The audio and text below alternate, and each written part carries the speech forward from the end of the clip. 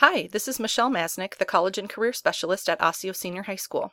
This is a short screencast about NCAA initial eligibility for students who are interested in playing sports in college after high school.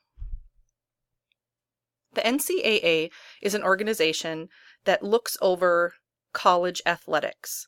There are three divisions: Division I, Division II, and Division III. Division I schools tend to be larger and can grant scholarship money specifically for sports. Division II tends to be small to medium-sized schools, have smaller athletic budgets, but can also provide scholarship money for sports.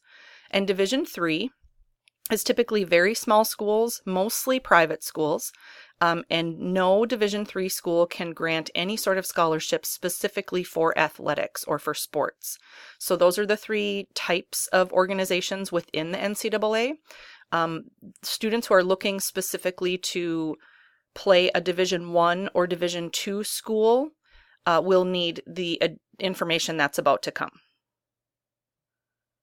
So I think the one thing that's most confusing for students as they look at playing sports in college is if they're very, very good at a sport but don't have the best grades, they're not quite sure how that works together.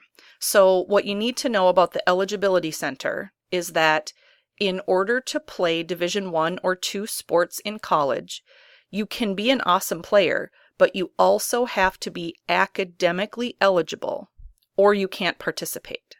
So if you're awesome at your sport, but your grades are not great, you may not be able to play that sport in college. So it's a two-way street. You have to be good at the sport in order for them to want you to play for them, but then you also have to be academically eligible in order to play. And NCAA is the organization that determines whether or not you are academically eligible. I'm going to very quickly go over requirements for both Division I and II. Please know that these rules are complicated. They change every so often. And so if you'd like to look at this screencast again, it will be posted on the Osseo Senior High website as well as the Career Resource Center website. And so you'll be able to take a look at it again anytime you wish.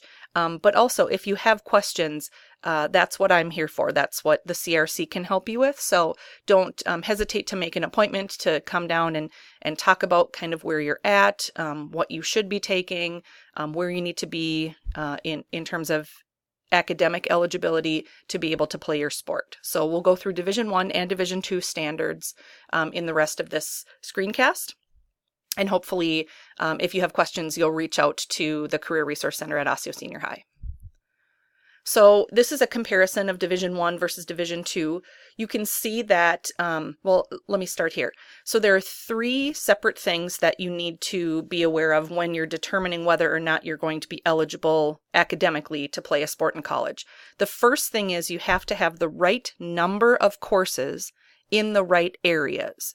So for Division I, you need 16 years of core courses, and then you can see it's broken down there. You need 4 years of English, you need 3 years of math at Algebra 1 or higher, you need 2 years of a year-long science class, you need 1 additional year of either English, math, or science, and then you need 2 years of social, and then 4 additional years. And additional core really means anything that's already listed on the list. So 4 years additional could be more English, more math, more science, or more social, and you can also fit world language into that additional core. Division II is very similar. The numbers are not exactly the same, but you still need the 16 years of core courses. So 3 years of English, 2 years of math at Algebra 1 or higher, 2 years of science, 3 additional years of English, math, or science, 2 years of social, and then 4 years of additional core coursework. So you have to have the right number of courses in the right areas. Thing number 2 that you have to satisfy in order to play Division I sports is you must have a core course GPA of 2.3 or higher. So when we go back here and look at Division I, so those 4 years of English, those 3 years of math, those 2 years of science, and so on, your GPA in just those courses must be a 2.3 or higher. You also have to have a minimum ACT or SAT score, and I'll show you that in a couple minutes. So those are the three things. You have to complete the 16 core courses in the right areas. You have to have a GPA in those courses of at least a 2.3, and then you have to have a minimum corresponding test score, which I'll show you that sliding scale in just a second. One other Division I piece that doesn't apply to Division II is that you have to have at least 10 core courses by the end of your junior year of high school.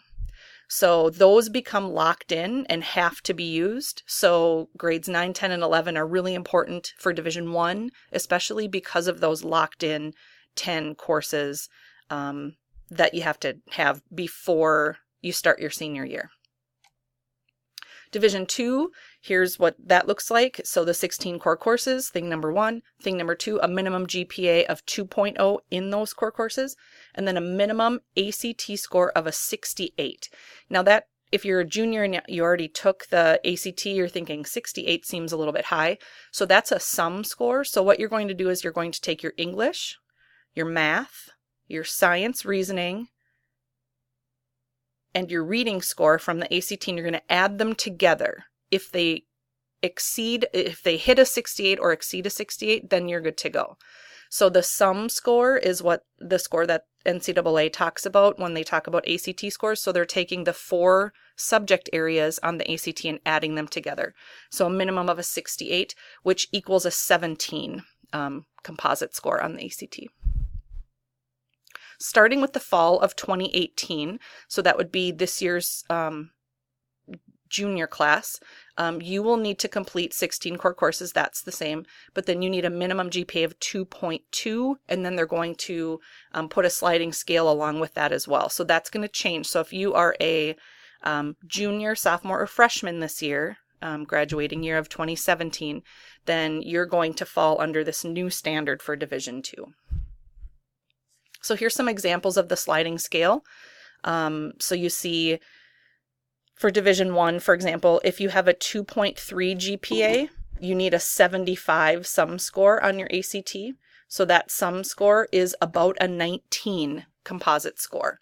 So you can see that as your core GPA gets higher, your ACT score can actually be lower. So for Division I at this point, if you have a 2.0 core GPA, you need a 68, which again is a 17 on the ACT. This information can also be found at the website that I'll go over in just a second. So what can you do right now? Well, the first thing that you can do just to get going and to get ready is to register with the Eligibility Center. So this is what it looks like. The website is www.eligibilitycenter.org. And you are going to click enter here in the green box where the student athlete is standing. It will bring you to a website where you're going to create an account. You're going to set up some general information about yourself. You're going to enter in, what sport you play. You'll take an amateurism questionnaire. So there's some things that you have to do before coaches at the college level can start looking at your information. So I would say if you're a freshman here today and you are super interested in playing Division I or Division II sports in college, you could absolutely set up an Eligibility Center account right now. It would not be too early. If you're a junior or a senior here today, you need to do this as soon as possible. If coaches haven't already approached you and asked you what's your NCAA PIN number, they will likely be doing that in the next little bit here. So make sure that you're creating an account. That's the very first step. Again, a ton of information, too much to even go into in a short screencast. And so if you have questions, please reach out to the Career Resource Center and let us know that you need assistance. We can sit down with you. We can go over your transcript. We can let you know where you are right now. And we can kind of help guide you to what you need to be doing for the future. So thanks for listening. And if you have questions, let us know.